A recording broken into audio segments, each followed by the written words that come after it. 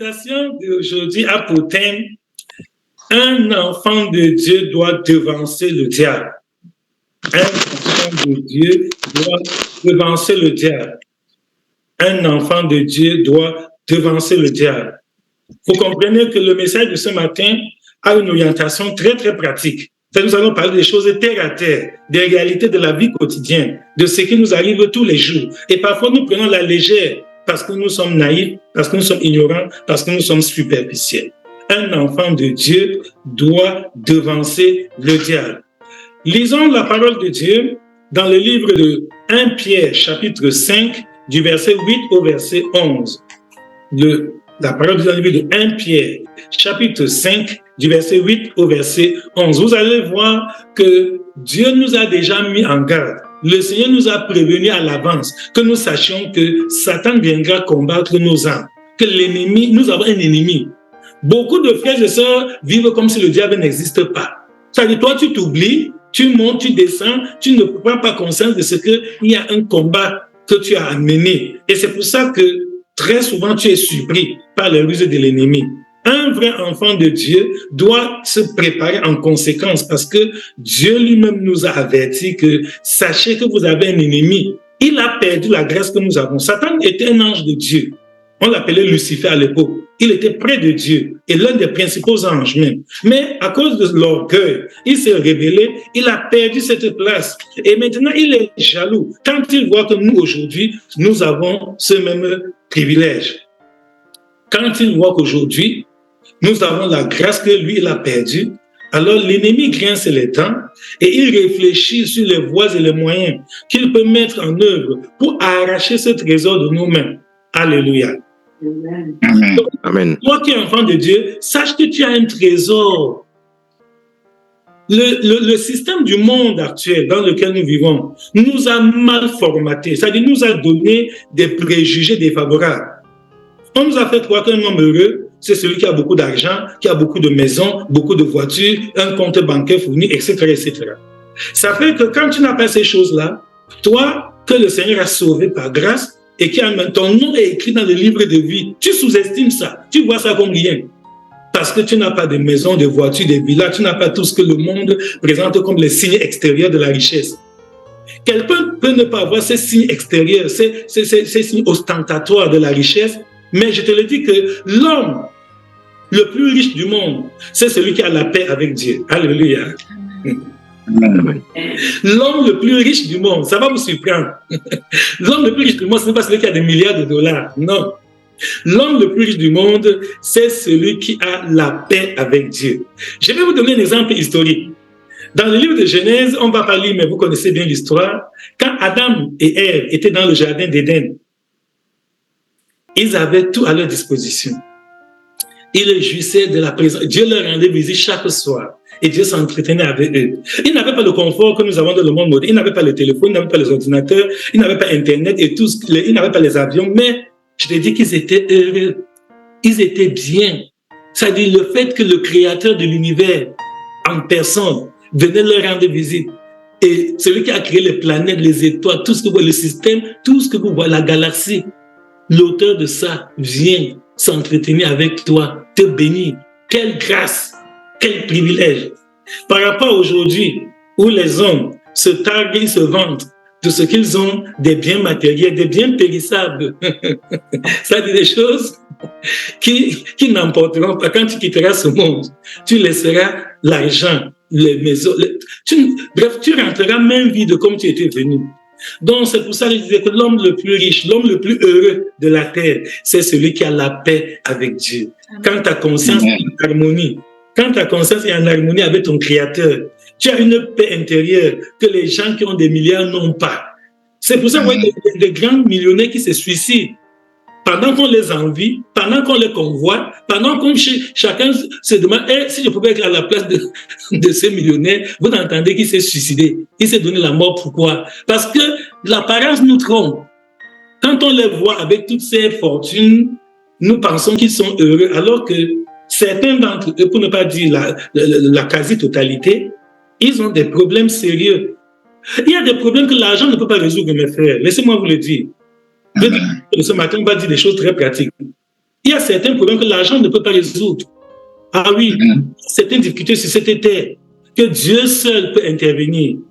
C'est pour ça que la parole de Dieu nous a déjà mis en garde, que nous sachions que nous avons un ennemi. Tu as quelqu'un qui ne t'aime pas, qui cherche ta chute, qui veut te détruire, qui veut te déposséder de la grâce que Dieu t'a donnée. Dans Apocalypse 3:11, il dit que garde ta couronne. Mon frère, ma sœur, tu as une couronne devant Dieu. Tu as une couronne devant Dieu. Garde ta couronne. Ne t'amuse pas avec. Ne laisse pas que les plaisirs du monde, les passions de la chair, les petites choses vraiment inutiles là qu'on voit, ça trompe le cœur des gens. Ne laisse pas que ça te prive de la grâce de Dieu. Garde ta couronne. Donc nous allons lire dans 1 Pierre chapitre 5, verset 8, ce que la parole de Dieu donne comme recommandation. C'est-à-dire que c'est une instruction à prendre au sérieux. Il ne faut pas prendre ça à la légère. 1 Pierre chapitre 5, verset 8. Et dans la parole de Dieu. Soyez sobres. Veuillez. Votre adversaire, le diable, rôde comme un lion rugissant, cherchant qui il dévorera. Alléluia. Amen. Le Seigneur nous demande d'être sobre. Que veut dire être sobre? Ça veut dire faire chaque chose avec mesure. Même quand tu parles, parle avec mesure. Proverbe 10:19 nous dit que la bouche qui parle beaucoup ne manque pas de péché. Donc, il faut mesurer tes propos. Il faut réfléchir avant de parler. Il y a les gens qui disent des choses et c'est après qu'ils réfléchissent sur ce qu'ils ont dit. Non, un vrai enfant de Dieu n'agit pas avant de réfléchir après. Non, un vrai chrétien, tu dois mûrir ta pensée. Avant de t'exprimer, tu dois être sûr. Il ne faut pas rapporter les choses que tu as entendues. On a dit que tu n'as rien vérifié. Parfois, tu peux véhiculer le mensonge sans t'en rendre compte. Et c'est ce qui arrive. Et ça détruit ta relation avec Dieu. Je vous ai dit que le diable est très rusé. Satan est très rusé. Il sait que toi-même, tu ne devrais pas mentir consciemment. Il sait ça. Mais il pousse les gens de ton entourage, tes amis, tes camarades, à proférer des mensonges et à diffuser ça sur les réseaux sociaux. Quand tu entends ces choses-là, toi aussi tu ramasses, tu colportes, tu t'en vas dire à d'autres personnes, tu deviens un véhicule du mensonge. Tu deviens une courroie de transmission des fausses nouvelles. Et devant Dieu, ça va nuire à ta relation avec Dieu. Ça va te priver de la grâce de Dieu. Donc, nous devons être sobres, même dans notre façon de manger. Oui, un enfant ne doit pas manger à l'excès. Non, les excès ne sont pas bien. Nous devons être sobres, même dans le sommeil. Nous ne devons pas dormir à l'excès. Il y a un temps pour chaque chose. Il y a un temps pour se reposer. Il y a un temps pour travailler. Alors, si au lieu d'être au travail, toi, tu utilises ce moment-là pour te reposer, tu auras des problèmes. Pourquoi? Parce que tu auras des besoins que tu ne peux pas satisfaire. Donc, on doit être sobre. Tout ce que nous faisons, nous devons faire avec mesure. C'est ça ce que la Bible nous recommande. Vous allez voir tout à l'heure pourquoi Dieu nous donne cette recommandation. Il dit, soyez sobres, veillez. Alléluia. Amen. Amen. Alléluia. Après la sobriété, Dieu nous recommande la vigilance. Veiller, ça veut dire c'est rester sans dormir, sans s'oublier, être en état d'alerte. Voilà ce que veut dire veiller. En permanence, tu es sur tes gardes, tu ne t'oublies pas, même à l'école, même au travail, en route, à la maison, partout, parce que tu as un ennemi qui te guette. Il dit, notre adversaire, qu'on appelle le diable, il rôde comme un lion rugissant. Je me rappelle quand nous étions tout petits, on a vu cette illustration quand on parle de rôder. Rôder signifie que il passe près de toi comme s'il ne t'a même pas vu, comme s'il c'est pas toi qu'il vise. C'est ça que veut dire rôder. Vous voyez, par exemple, quand un voleur au marché, il rôde autour du sac à main d'une dame, il va arracher le porte-monnaie d'une ménagère. La ménagère ne peut pas s'imaginer que l'homme, qui est le passage là, il guette mon porte-monnaie. Non, il rôde. Il regarde même rien, il ne regarde même pas la dame en question, non. Quand un bandit rôde au marché, il ne te regarde même pas, toi qui es la cible, toi qui es en train de vouloir dépouiller. Il regarde ailleurs, il fait même comme s'il est en train d'acheter quelque chose, alors qu'avec le coin de l'œil, il ne fait que suivre tes mouvements, il t'observe attentivement, il voit, il guette le moment où tu seras discret, tel qu'il peut s'approcher de manière imperceptible et arracher ton porte-monnaie. Avant que tu ne te retrouves, il a déjà fui, il a faufilé à travers les autres gens du marché et il a disparu. C'est comme ça que le diable fait. Quand nous étions à l'école du dimanche, on nous donnait certaines leçons. Bon, je sais que les moniteurs d'école du dimanche sont sincères, hein, et ils font de leur mieux pour inculquer la crainte de Dieu dans le cœur des petits-enfants. Mais parfois, ils font des erreurs sans s'en rendre compte. L'une des erreurs que nous avons eues à l'école du dimanche est que nos moniteurs ils dessinaient le diable, hein, ils dessinaient le diable avec la corne sur sa tête, avec une longue queue, si bien qu'en grandissant, nous, les petits-enfants, on a cru que Satan, c'est quelqu'un qui a une corne effrayante et une longue queue. Non, en réalité, le diable n'est pas comme ça. Alléluia. Amen. Le diable, quand Satan vient vers toi, il ne vient pas avec la corne et les queues. Non, Satan vient comme un ami.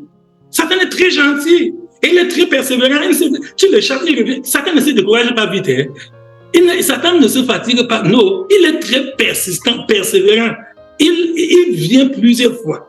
Il essaie de te séduire par le mensonge. Tu dis non, il dit ça ne fait rien.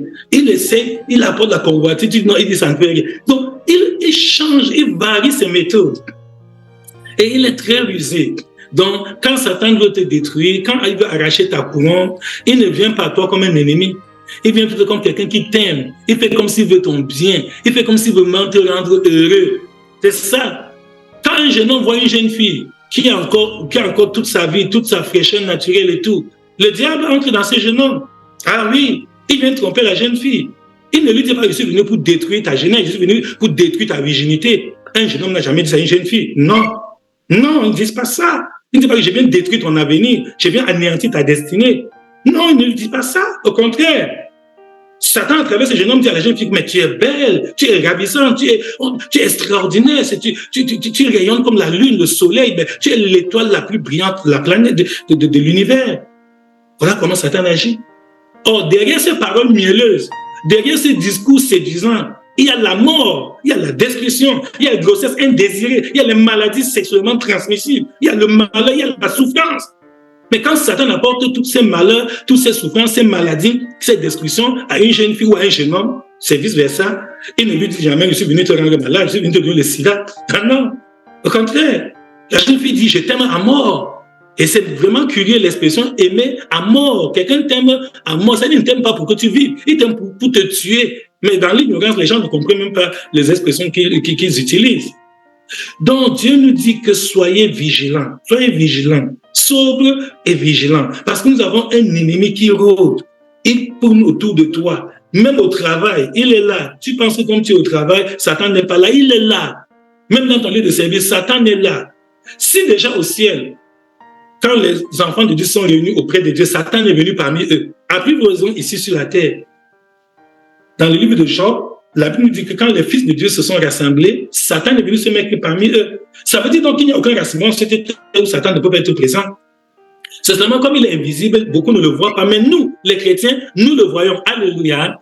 Amen. Parce que les chrétiens, nous avons les yeux spirituels. Oui, le Seigneur nous a donné la grâce de discerner les ruses du diable. Nous voyons Satan dans ses actions. Nous le voyons dans ses méthodes, ses stratégies. Quels que soient les moyens par lesquels il essaie de voiler, de masquer et de se cacher, Dieu nous donne, par la parole de Dieu, la grâce de l'identifier, de le neutraliser et de l'anéantir. Alléluia.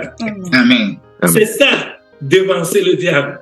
La parole de Dieu, nous devons devancer Satan. Alors, le modèle que nous avons dans la parole de Dieu, c'est Jésus lui-même. Quand nous disons qu'un enfant de Dieu doit devancer le diable, beaucoup se demandent mais comment concrètement on peut procéder pour devancer Satan? Nous avons l'exemple de Jésus lui-même. Lisons dans le livre de Jean, chapitre 14, verset 30. L'évangile de Jean, chapitre 14, verset 30. Évangile de Jean, chapitre 14, verset 30. Nous allons voir comment Jésus lui-même a devancé Satan. Je ne parlerai plus guère avec vous, car le prince du monde vient, il n'a rien en moi. Alléluia. Amen. C'est Jésus qui parle à ses disciples. Il dit, je ne parlerai plus guère avec vous. Pourquoi? Parce que je vois le prince du monde qui vient. Le prince du monde, c'est Satan. Je vois le prince du monde arriver. Mais Jésus précise à ses disciples que le prince du monde n'a rien en lui. Alléluia. Amen. C'est ça la victoire. Jésus dit que Satan n'a rien en lui. Donc, Jésus avait su à l'avance que Satan allait venir l'attaquer. Et il a pris soin de mener une vie conforme à la parole de Dieu.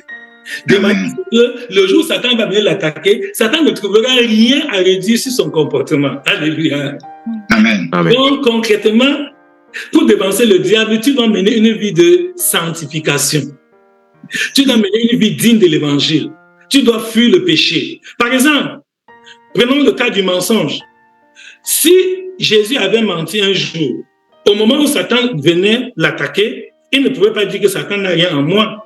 Pourquoi? Parce que dans Jean 8, 44, la Bible dit que Satan est le père du mensonge. Il est menteur et père du mensonge. Donc, si tu as le mensonge en toi, automatiquement, Satan a quelque chose en toi. Or, Jésus n'avait jamais menti. C'est pour ça que même nous, les enfants, nous ne devons pas mentir. Quel que soit le cas. Nous ne sommes pas comme les païens qui disent que toute vérité n'est pas bonne à dire. Non, un chrétien doit toujours dire la vérité. Pourquoi? Même si ça va te coûter certaines conséquences négatives. Même si tu dis la vérité, on peut te punir, c'est mieux que de mentir et maintenant Satan a quelque chose en toi. Parce que quand Satan a quelque chose en toi, c'est mauvais. Toutes les prières que tu fais là sont inutiles. Quand Satan a quelque chose en toi, tu vas gêner, tu vas prier, tu vas faire tout, chanter à la chorale, venir à l'église tous les dimanches. Satan se moque, il s'en fout, il sait que c'est rien parce qu'il a quelque chose en toi. Dans Zacharie, nous n'aurons pas le temps de le lire. Dans le livre de Zacharie, c'est l'Ancien Testament, Zacharie chapitre 3, la Bible nous montre un grand serviteur de Dieu, le souverain sacrificateur Josué. Il était parti en prière devant Dieu. Et pendant qu'il priait, Satan s'est tenu à sa droite pour l'accuser. La Bible nous dit, l'Apocalypse, que Satan est l'accusateur des frères. Donc sache que tu es un accusateur. Toi qui t'amuses souvent avec le péché, toi qui te caches pour faire les mauvaises choses, tu dis que personne n'a vu. Personne n'a vu. Mais Satan, qui t'a instigé, qui t'a trompé, qui t'a séduit pour que tu commettes ce mal-là, il sait qu'il t'a eu, que tu es dans sa poche. Il te tient. Il sait qu'il a quelque chose en toi. Alors, qu'est-ce qui est arrivé au grand prêtre Josué dans Zacharie chapitre 3? Dieu a eu pitié de lui et il a envoyé un ange qui l'a purifié, qui a posé quelque chose sur ses lèvres et son iniquité a été expiée. Alléluia. Amen. Je bénis le Seigneur pour nous tous parce que nous avons la même grâce en Jésus-Christ. Alléluia. Amen. Quel que soit le péché que tu as commis, le sang de Jésus va te purifier. Alléluia. Amen. Amen. Jésus est mort sur la croix pour nos iniquités. L'essentiel, c'est seulement que tu reconnaisses que tu as mal fait. C'est la repentance. Avoir éprouvé du remords pour toutes les fautes que tu as commises et implorer le pardon de Dieu, confesser tes péchés, déclarer publiquement que Seigneur, je me suis mal comporté, j'ai volé, j'ai tué, j'ai avorté, j'ai menti, j'ai fait la sorcellerie, j'ai haï mon prochain, j'ai calomnié, toutes ces choses et les choses semblables. C'est ça. Quand tu confesses comme ça, le Seigneur, par sa grâce, aura pitié de toi à cause du sang de Jésus. La Bible dit que si nous confessons nos péchés, il est fidèle et juste pour nous pardonner. Et le sang de Jésus nous purifie de toute iniquité. Alléluia. Amen. Donc c'est ça, mes bien-aimés frères et sœurs. Nous avons cette grâce exceptionnelle que Dieu nous a donnée, son Fils, afin que quiconque croit en lui ne périsse point, mais qu'il ait la vie éternelle. Donc ne te décourage pas en écoutant ce message. Ne te décourage pas, ne panique pas. Au contraire, c'est une bonne nouvelle que je t'annonce. En te disant qu'il peut devancer le diable, en te disant que tu es un ennemi qui est à tes trousses, il ne dort jamais. Satan ne se repose pas. Hein. Satan ne prend pas de congé ni de vacances. Non. Il travaille 24 heures sur 24 et 7 jours sur 7. Et tous les 12 mois de l'année. Depuis ton enfance jusqu'au jour où tu quitteras ce monde, le diable sera toujours derrière toi en train de rôder, guettant l'occasion favorable où il peut te détruire. Donc, sois sage. Voilà pourquoi j'ai dit que il nous faut être sage pour le devancer. Prenons l'exemple du culte de ce matin. Beaucoup d'enfants de Dieu négligent le culte de dimanche. Ils ne savent pas la richesse qu'il y a dans le culte de dimanche. Ah oui, je peux vous le dire. Mes frères et sœurs, le fait que nous sommes rassemblés devant Dieu là, c'est une grâce. Nous sommes sous l'abri du Très-Haut. C'est-à-dire nous sommes comme ça. On ne vient pas au culte par formalité. Non. On ne vient pas au culte juste pour faire plaisir à mon frère qui m'a invité ou bien pour que le pasteur ne me demande pas pourquoi tu n'étais pas là dimanche. Non. Le culte est une rencontre personnelle avec Dieu. Alléluia. Amen. Quand tu viens au culte de dimanche, tu n'as pas rendez-vous avec le pasteur, c'est un rendez-vous divin. Ça dit que, je ne sais pas si vous comprenez, quand un homme a une audience, peut-être avec un ministre, mais il s'estime privilégié, quand le ministre va te recevoir, tu es tellement content. Mais imagine, ce n'est pas le ministre qui te reçoit au culte de dimanche, Ce n'est pas le président de la République, c'est le roi des rois, le Seigneur des seigneurs, le créateur de l'univers. Alléluia. Amen. Amen. Voilà la grâce. Voilà la grâce que nous avons. Vous voyez. Donc, quand nous venons devant Dieu, ayons cette conscience que nous allons devant le Tout-Puissant. Que nous allons devant le Dieu qui a créé tout l'univers. Tout pouvoir lui appartient. Il est omnipotent, il est omniprésent, il est omniscient. C'est ça. Nous sommes là, venus pour te rencontrer. Ya ya ya ya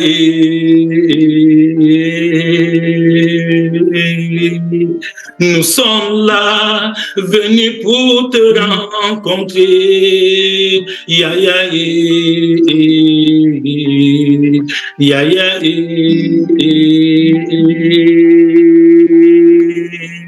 Nous sommes là, venus pour te rencontrer. Ya ya ya ya Ya ya ya ya ya ya Ya ya ya ya ya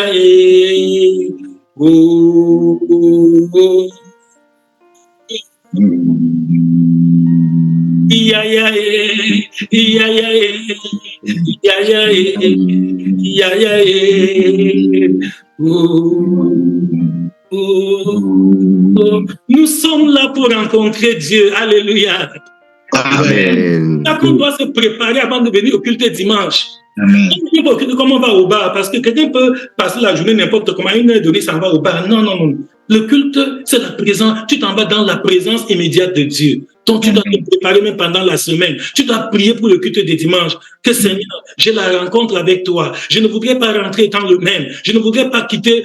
Je m'en vais au culte avec mes problèmes, avec mes maladies. Je m'en vais au culte avec mes soucis, mes inquiétudes, tous mes challenges, mes défis. Seigneur, je voudrais que tu puisses ôter tous mes fardeaux pendant le culte de ce dimanche. Père, je voudrais que tu me visites, que tu guérisses mes maladies, que tu résolves mes problèmes, que tu m'accordes la paix du cœur, que tu me donnes la joie du salut. Je veux rentrer de ce culte étant transformé, renouvelé dans mon homme intérieur. Alléluia.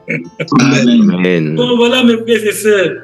On ne doit pas prendre le culte comme un amusement. Non. Il y en a, j'appelle ça les chrétiens clignotants. Quelqu'un qui vient au culte aujourd'hui, demain il ne vient pas. Tantôt tes séances de prière est là, l'autre séance de prière n'est pas là. C'est parce que tu ne comprends. Le clignotant, ce n'est pas bon. Un chrétien ne doit pas être clignotant. Non. Tu dois être permanent, constant, persévérant. Amen. C'est comme ça que tu vas devancer le diable. Si même que le Satan va maintenant venir contre toi, il ne pourra rien faire. Alléluia. Amen. Est-ce que tu sais que même dans ton quartier, là où tu habites, il y a des gens qui ne t'aiment pas? Il y a des sorciers, il y a des vampires, il y a des marabouts, il y a des méchants hommes, il y a des spirites dans ton lieu de service, là où tu travailles, même dans ton école, là où tu fréquentes, même dans ton quartier où tu habites. Oui, il y en a, mais tu ne le sais pas. Et il y en a, le simple fait quand tu te lèves le matin, là, tu sors pour aller au travail. Il y a les gens qui te voient sortir comme ça, ils grincent les dents, ils ont le cœur fâché. Je sais que toi, dans ta naïveté, tu dis seulement que moi, je n'ai fait du mal à personne, hein, je n'ai de pouvoir avec personne. Mais non, mais non. Satan n'a pas besoin que tu fasses du mal à quelqu'un pour qu'il t'attaque. Comprends ça. Satan veut seulement te détruire, que tu fasses le bien ou le mal. Jésus avait fait quel mal pour que Satan soit derrière lui? Rien. Jésus était parfait, il n'avait rien fait de mal. Ça n'a pas empêché que Satan vienne contre lui. Il dit, le prince du monde vient, il n'a rien en moi. Si Satan est venu contre Jésus, lui qui était parfait, qui n'a rien fait de mal, à plus faisons nous, qui faisons souvent même des erreurs avant de les rectifier par la suite. Donc ne dites plus que je n'ai fait de mal à personne, donc moi je ne crains rien, je sais qu'on ne peut pas me toucher. Toi qui? Satan ne craint personne. S'il n'a pas eu peur de Jésus, ce n'est pas toi que Satan va te craindre. Sois sage. Sois sage, mon frère. Ne te néglige plus, ma soeur. Toi, tu ris avec tout le monde. Tu ne sais pas que beaucoup de gens qui rient avec toi, là, c'est la bouche qui rit. Leur bouche rit avec toi, mais leur cœur ne rit pas avec toi. Ah oui. Il y a des gens qui rient, qui blaguent avec toi, ils sont sympas, ils sont très gentils, etc. Alors que dans leur cœur, ils te maudissent. Dans leur cœur, ils veulent te tuer. Ils réfléchissent sur les stratégies qu'ils peuvent mettre en œuvre pour t'anéantir, pour t'effacer, pour t'éliminer de la surface de la terre. Ah oui. Nous venons au culte pour qu'on nous dise la vérité. Il ne faut pas que je te trompe. Il y a des gens qui ne t'aiment pas. Et ce n'est pas une surprise. Même Dieu, il y a des gens qui n'aiment pas Dieu. Pourtant, Dieu n'a jamais fait du mal à personne. Donc, sache qu'il y a des sorciers qui sont là dehors, des vampires, ils sont possédés par les mauvais esprits. Le diable est entré en eux et il cherche des victimes. Et si tu es donc léger, si tu es quelqu'un qui t'amuse avec la parole de Dieu, tu t'amuses avec le péché, tu viens au culte quand tu veux, parfois tu dis que je ne parle pas, la prière tu es là, tantôt tu n'es pas là, tu seras une proie facile pour le diable. Tu seras une proie facile. Tu seras comme un poulet dans son poulailler. Tu seras comme un poulet dans le poulailler. Vous savez, quand un fermier a un poulailler, il sait j'ai 100, 200, 1000 poulets là. Il sait qu'à tout moment, je peux me lever le matin, à midi, le soir, la nuit. J'arrête n'importe quel poulet là-bas, je m'en vais l'égorger et je prépare et je mange. C'est comme ça. Toi qui négliges la prière, tu es en train de faire de ta vie un poulet dans le poulailler du diable. Toi qui négliges le culte des dimanches, toi qui ne viens pas devant le Seigneur, toi qui ne te sanctifies pas, toi qui joues avec le péché tous les jours, tu es en train de transformer ta vie en un poulet dans le poulailler de Satan. Et Satan, à un moment donné de son choix, c'est pour ça qu'il y a des gens parfois qui dorment le soir très bien, sans problème. En allant se coucher, il n'avait rien, mais il se lève le matin, bravement malade. C'est-à-dire, la nuit même déjà, il est tourmenté. La nuit, tu es attaqué par le mauvais esprit. La nuit, tu as des mauvais sons, tu as des cauchemars. La nuit, tu vois comment vraiment on veut te tuer. C'est ça. Parce que tu t'amuses avec ta vie. Il faut devancer le diable. C'est ce que Jésus nous a dit. C'est-à-dire, n'attends pas que Satan t'attaque avant que tu réagisses. Devancer veut dire anticiper. Devancer veut dire faire avant le temps, avant que ça arrive. Si bien que l'ennemi, lui, le jour il va t'approcher, il trouvera que non. Ça, c'est un soldat vigilant. Tu es un bon soldat de Christ. C'est ça. Mes amis sont contre moi parce que je marche avec Jésus. Je marche avec Jésus. Je marche avec Jésus. Mes amis sont contre moi parce que je marche avec Jésus. Chaque jour, je marche avec Jésus. Mes amis sont contre moi parce que je marche avec Jésus. Je marche avec Jésus. Je marche avec Jésus. Mes amis sont contre moi parce que je marche avec Jésus. Chaque jour, je marche avec Jésus. Alléluia, alléluia. Je marche avec Jésus. Je marche avec Jésus. Je marche avec Jésus. Alléluia. Je marche avec Jésus. Chaque jour, je marche avec Jésus. Alléluia. Alléluia, je marche avec Jésus. Je marche avec Jésus. Je marche avec Jésus. Alléluia, je marche avec Jésus. Chaque jour, je marche avec Jésus. Alléluia. Amen. Amen. Amen, convaincu et convaincant. Alléluia. Amen. Amen. Un vrai enfant de Dieu, c'est quelqu'un qui marche avec Jésus. Amen. Il marche avec Jésus tous les jours. Ce n'est pas comme toi. Il y a des jours que tu marches avec Jésus, oui. Et d'autres jours, tu oublies Jésus. Ah oui.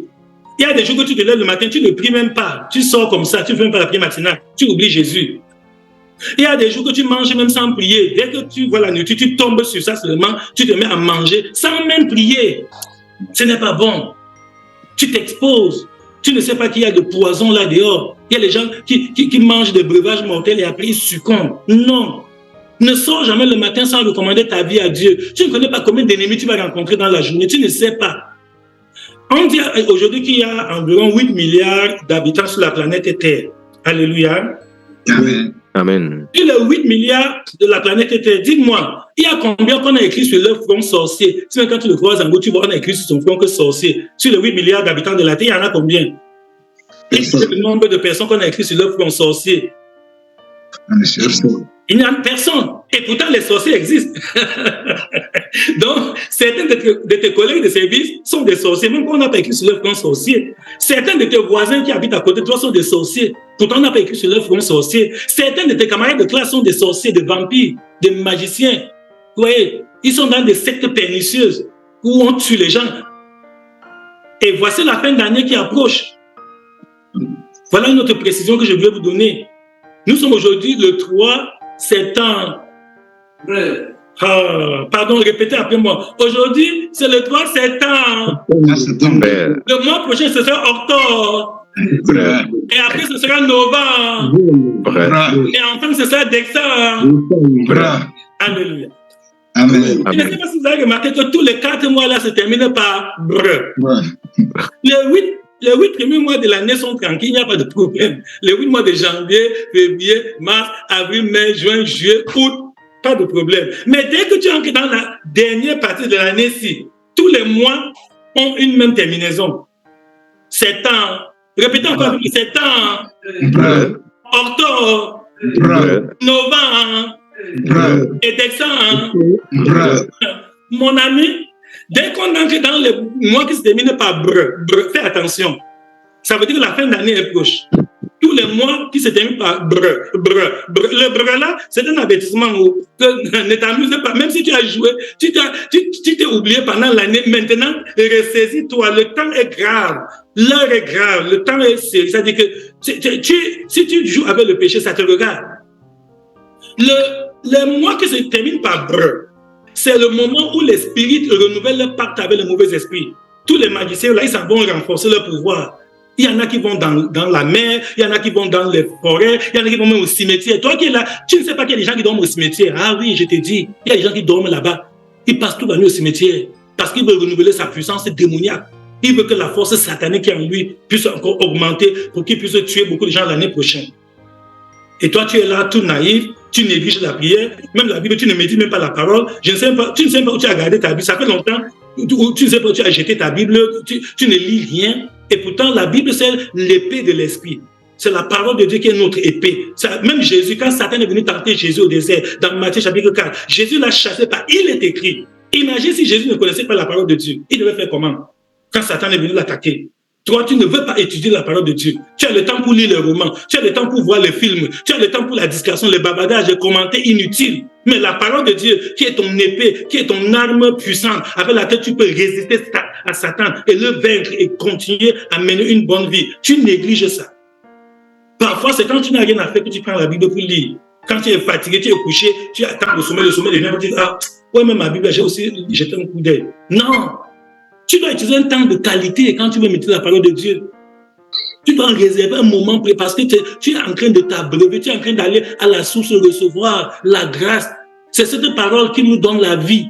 C'est cette parole qui nous guérit. C'est cette parole qui nous donne la paix. Donc, je disais que dans la phase de l'année où les mois se terminent par brr, il y a embouteillage dans le monde spirituel. Je répète, dès que vous entrez dans la dernière partie de l'année où le nom de chaque mois se termine par brr, il y a saturation dans le monde des mauvais esprits. C'est-à-dire que chaque démon, chaque magicien, chaque sorcier, chaque vampire, chaque spirit, il sent que je n'ai pas fini la mission que Satan m'avait donnée pour cette année. Il y a des gens que je devais tuer depuis janvier, je n'ai pas réussi. Donc, il cherche, c'est un temps de rattrapage pour les mauvais esprits, pour les serviteurs du diable. C'est un temps où chacun veut, parce que Satan ne pardonne pas, c'est Dieu qui pardonne. Ah oui, dans le monde des ténèbres, le pardon n'existe pas. Donc, il sait que comme notre maître Satan ne pardonne pas, si je n'exécute pas toute la tâche qu'il m'a donnée, il va sévèrement me sanctionner. C'est pour ça qu'en cette période, je ne sais pas si vous avez remarqué que souvent en fin d'année, il y a trop d'accidents. Vous n'avez pas remarqué ça? Il y a trop d'accidents de circulation. Il y a beaucoup de catastrophes dans le monde, souvent en période de fin d'année. Là. Il y a beaucoup de soulèvements. Il y a tellement de mauvaises choses, des malheurs partout, des incendies, des tremblements de terre. Tout ça, ça s'accumule. Tout se produit dans la période de fin d'année parce que dans le monde invisible, je voulais que vous sachiez que en dehors de ce monde visible que nous voyons là, il y a un autre monde invisible. Comprenez bien. Et tout ce qui se passe dans le monde visible, ça dépend, ça tire son origine de ce qui se passe dans le monde invisible. Je me rappelle en novembre 1995, à Yaoundé, le Seigneur nous avait accordé la grâce de faire une retraite spirituelle avec les bien-aimés qu'on avait baptisé la retraite de la spiritualité. Et c'est en novembre 1995 que pour la première fois, Dieu m'avait accordé cette grâce d'expliquer aux bien-aimés que ce qui se passe dans le monde physique est déterminé, est tributaire de tout ce qui se passe dans le monde spirituel, invisible.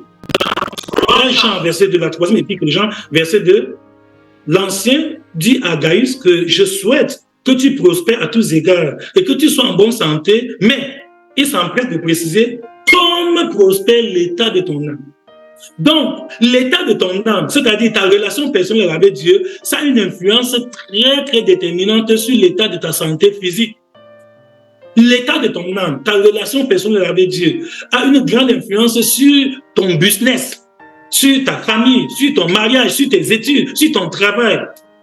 tous les autres aspects de ta vie ont une corrélation. C'est-à-dire que c'est complètement dépendant de ta relation personnelle avec Dieu. Donc, l'état de ton cœur est très important. Garde ton cœur plus que tout. Parce que beaucoup de choses qui t'arrivent, ça vient de ton cœur, mais tu ne le sais pas. Mais Satan est très rusé. Il vient saturer ton cœur avec des rancunes. Les gens font des choses, tu te fâches, tu t'emportes, tu prononces de mauvaises paroles. Et après, ça va retourner comme un effet boomerang. Ça va encore se répercuter sur toi-même. Et après, on va dire que tu as des maladies cardiaques, tu as l'hypertension artérielle, tu as la pression et dans la dépression, tu es vraiment déprimé. Toutes ces maladies viennent de quoi? De ce que ton cœur a été endommagé. L'état de ton cœur s'est détérioré à cause de certains événements négatifs, des scènes regrettables que tu as assistées. Parce que les gens t'ont offensé. Satan a excité certains gens à venir t'insulter, à venir te maltraiter, te faire parler mal de toi. Et dès que tu es informé, tu te fâches. Et la colère de l'homme n'accomplit pas la volonté de Dieu. Dans la colère, dès que tu te fâches, Satan a déjà quelque chose en toi. Alléluia. Amen. Comprends bien, dès que tu te fâches, dès que tu te mets en colère, Satan a quelque chose en toi. Parce que la colère ne vient pas de Dieu.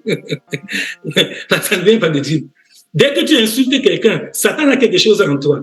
C'est comme ça qu'il fait. Il fait quelqu'un te piétine, quelqu'un se moque de toi pour que tu l'insultes. Et il sait que dès que tu as insulté la personne, vous avez servi le même maître. Celui qui t'a provoqué a servi Satan. Toi-même qui l'as insulté, tu as aussi servi Satan. Vous deux, c'est la même chose. Même si tu viens à l'église, ça ne change rien. Satan s'en fout. Le diable ne craint pas que tu viennes à l'église, ça lui dit rien. Il peut te laisser, tu viens. Mais il sait que dès que tu sors, même maintenant là, tout à l'heure quand on va finir le culte ici, dès qu'on va sortir, Satan va t'attendre. Tout ce que je prêche, Satan écoutait. Il écoute tous ces messages. Et il dit que bon, tu comprends, écoute, mais dès que tu vas sortir, je vais voir si tu es sérieux. Après le culte de Satan, ce n'est pas à l'église qu'on peut connaître qui est un vrai chrétien. Non. Maintenant, là, tout le monde est un bon chrétien. Vous tous qui m'écoutez, vous êtes tous comme des anges. Si on dit à quelqu'un ici que l'un de vous peut faire une erreur, personne n'acceptera. Tellement le dimanche, chacun est sérieux. Nous sommes tellement bien. Non. Un vrai pasteur, ce n'est pas à l'église le dimanche qu'il connaît ceux qui sont les vrais chrétiens. Les vrais chrétiens, c'est à la maison qu'on connaît que celui-ci est chrétien. C'est dans ton foyer, à la maison, dans ta famille, dans ton lieu de travail, dans ton école, dans ton quartier. C'est là-bas qu'on connaît si tu es chrétien ou pas. Parce que c'est là-bas qu'il y a les combats, il y a les tentations, il y a les provocations, il y a des gens qui te mortifient, comme Anne. Anne avait une coépouse, Pénina, qui l'a mortifiée. Oui, il y a des gens qui sont sadiques. Il y a des gens qui sont contents quand ils t'ont fait du mal. Il y a des gens comme ça. C'est quand ils ont nuit à ta vie. Parfois même, ils ne profitent de rien dedans. Mais il fait ça exprès, juste pour t'empêcher d'être heureux. Il y a des gens comme ça. Parce qu'il est au service de Satan, c'est l'ennemi qui l'utilise. Donc, sache que Satan rôde pour détruire les foyers. Il rôde comme un lion rugissant, pour détruire ta santé physique, pour détruire les familles, pour détruire même les églises. Il y a même les églises que Satan rôde pour détruire, même notre église ici. Satan rôde pour chercher, il peut faire comment pour détruire notre église. Et c'est à nous d'être vigilants, c'est à nous d'être sobres, comme le Seigneur nous a dit, de veiller, de prier. C'est à nous de nous sanctifier, de mettre la parole de Dieu en pratique pour que tous les plans du diable contre notre vie échouent. Alléluia. Amen. Amen. Je déclare que Satan va échouer dans tous ses projets contre ta vie. Alléluia. Amen. Amen. Je prophétise sur ta vie que la faveur de Dieu va t'accompagner. Alléluia. Amen. J'ai foi que le Seigneur va te restaurer, le Seigneur va te laver, te purifier, te sanctifier. Et par la grâce de Dieu, tu iras de victoire en victoire jusqu'à ce que Jésus vienne t'enlever. Alléluia. Amen. Tu vas mener une vie de paix et de joie sur cette terre. Quel que soit le diagnostic que les médecins ont donné sur ta maladie, même si on a dit à l'hôpital que ta maladie est incurable, sache que le sang de Jésus, par ses meurtrissures, tu es déjà guéri. Alléluia. Amen. Ta parfaite santé est maintenant ton partage au nom de Jésus. Amen. Amen. Ce qui te faisait peur va disparaître au nom de Jésus. Amen. Amen. Le Seigneur est venu par le message de ce matin pour essuyer toutes tes larmes au nom de Jésus. Amen. Ta vie va devenir maintenant un exemple, un modèle, un fleuron pour tous ceux qui te connaissent au nom de Jésus. Amen. Amen. À partir d'aujourd'hui, tous ceux qui vont te voir, ils vont reconnaître que c'est bien de servir Dieu au nom de Jésus. Amen. Amen. En ce moment où tu es devant Dieu, les anges de Dieu campent autour de toi et ils vont toujours rester avec toi. L'ange de Dieu ne quittera plus à côté de toi au nom de Jésus. Amen. Amen. Je prophétise sur ta vie qu'à partir d'aujourd'hui, chaque nuit, quand les sorciers, les vampires, les mauvais esprits vont venir, ils ne trouveront pas toi seul, ils trouveront les anges de Dieu et c'est les anges de Dieu qui vont les combattre à ta place au nom de Jésus. Amen. Amen. Je déclare que tu es blindé par le sang de Jésus-Christ. Amen. Désormais, tu es invulnérable. Satan ne peut plus t'atteindre au nom de Jésus. Amen. Amen. Le sang de Christ qui a coulé sur la croix pour toi est maintenant une barrière infranchissable au nom de Jésus-Christ. Amen. Tu vas vivre comme les Israélites étaient à Goshen, en Égypte. Les Égyptiens étaient frappés par les 10 plaies, mais les enfants d'Israël n'avaient pas été atteints au nom de Jésus. Amen. Amen. Dans ton quartier, les sorciers vont toucher tout le monde, mais tu seras intouchable par les sorciers au nom de Jésus. Amen. Amen. Ta famille sera protégée par la grâce de Dieu parce que le Seigneur veille sur ceux-là qui le craignent au nom de Jésus-Christ. Amen. Dieu va te distinguer par une réussite exceptionnelle. Les gens vont être étonnés que comment toi tu fais. Même quand il y aura la disette, il y aura la crise économique, la récession, les gens seront dans la pauvreté. Dieu pourvoira tous tes besoins au nom de Jésus. Amen. Voici le moment favorable pour toi, mon frère et ma sœur. Profite de cette grâce pour devancer le diable. Ne t'oublie plus. Ne t'amuse plus avec la prière. Ne néglige plus le culte. Non, ne néglige plus la méditation de la parole de Dieu. Concentre-toi. C'est là la source de ton bonheur. Alléluia. Amen. Amen. Sans Dieu, je ne suis rien. Sans Dieu, je ne suis rien. Sans Dieu, je ne vaux rien. Sans Dieu, je n'ai rien. Tout ce que tu dis que tu as là, sans la grâce de Dieu, ça peut disparaître en un jour. Tu as vu le cas de Job. En un jour, Job avait perdu tous ses biens, tous ses enfants et même sa santé. Donc, c'était pour nous montrer que sans Dieu, toi qui comptes sur ton argent, là, tu comptes sur ton compte bancaire, tu comptes sur ton travail, tu comptes sur ta famille, sur tes relations, tu te trompes. Tu te trompes. Sans la grâce de Dieu, tout ça ne vaut rien. C'est avec Jésus que ta vie a un sens. C'est lorsque tu as la paix avec Dieu que maintenant tu peux te sentir en sécurité. Nous allons maintenant prier pour ce mois de septembre, ce nouveau mois qui commence. Parce qu'aujourd'hui, nous sommes le 3e jour du mois et nous allons prier pour consacrer notre mois de septembre à Dieu. Alléluia. Amen. Gloire, gloire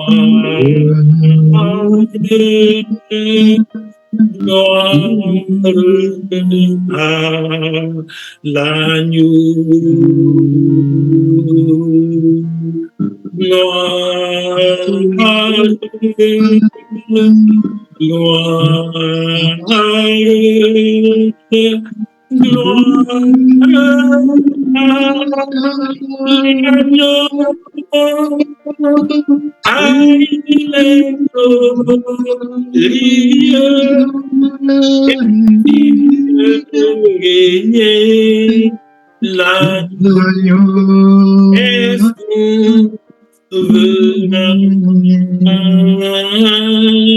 nous élevons nos voix pour l'adorer, l'agneau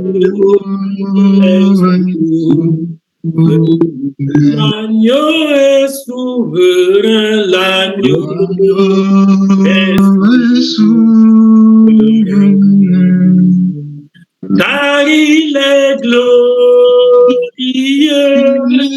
et digne de régner, l'agneau est souverain.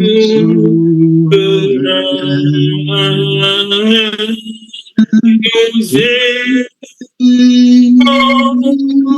pour l'adorer, l'agneau est souverain. Alléluia. Amen. Amen. Je déclare que ce mois de septembre sera pour toi un mois de prospérité. Amen. Amen. Que la grâce de Dieu soit ton partage durant tout ce mois. Amen. Que tout ce qui a apporté la honte dans ta vie disparaisse en ce mois au nom de Jésus. Amen. Amen. Tout plan de Satan contre ton avenir est annulé au nom de Jésus. Amen. Amen. Toutes les chaînes qui ont paralysé ta vie sont annulées au nom de Jésus. Amen. Tu témoigneras que Dieu t'a visité avant la fin de ce mois de septembre au nom de Jésus. Amen. Amen. Dieu va exposer tous tes ennemis, y compris tous les hypocrites qui font semblant d'être tes amis, au nom de Jésus. Amen. Toute flèche dirigée contre toi va retourner à son expéditeur au nom de Jésus. Amen. Dieu va essuyer toutes tes larmes pendant ce mois de septembre au nom de Jésus. Amen. Je décrète la protection divine sur ta vie, sur ta famille, sur ton mari, sur ta femme, sur tes enfants, sur tes parents, sur tous ceux qui te sont chers, au nom de Jésus. Amen.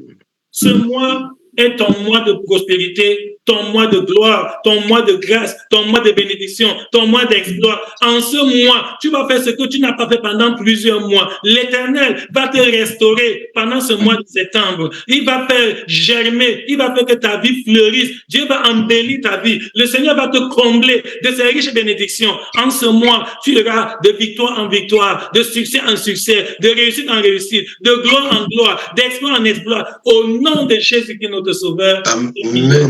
Amen. Amen. Applaudissons au Seigneur Jésus. La vision évangélique. Oh.